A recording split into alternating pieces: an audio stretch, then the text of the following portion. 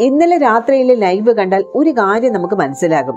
ശാരിക, രേണു, അതുപോലെ തന്നെ നമ്മുടെ നിവിൻ, ആദില, നൂറ ഇവരൊക്കെ തമ്മിൽ ഒരു കണക്ഷൻ ഉണ്ട്. എന്ന് വെച്ചാൽ ഇവർക്കൊക്കെ നേരത്തെ പരസ്പരം അറിയാവുന്നവരാണ്. ഇവരാരും വേറെ വേറെ സ്ഥലത്ത് നിന്ന് വന്നവരൊന്നും അല്ലല്ലോ. എല്ലാവർക്കും നേരത്തെ ഒക്കെ തന്നെ അറിയാം. എപ്പിസോഡിൽ നമ്മൾ നോക്കുമ്പോൾ എന്താണ് കാണുന്നത്? നെവിനും രേണു സുധിയും കൂടി അടികൂടുന്നു. എന്നാൽ അല്പം കഴിയുമ്പോൾ അവർ ചക്രയും ഈച്ചയും പോലെയാണ്. അതായത് അവരൊക്കെ തമ്മിൽ ഭയങ്കര നല്ല ബന്ധമാണ്.